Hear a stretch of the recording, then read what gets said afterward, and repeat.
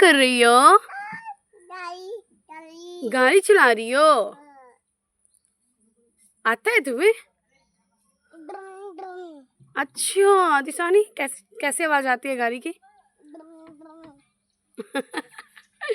और सिया कैसे गाड़ी चलाते हैं? हाँ बेटा, लिच्ची नहीं दे रही है दीदी, पहले गाड़ी चला लो फिर लिच्ची खाना, ठीक है?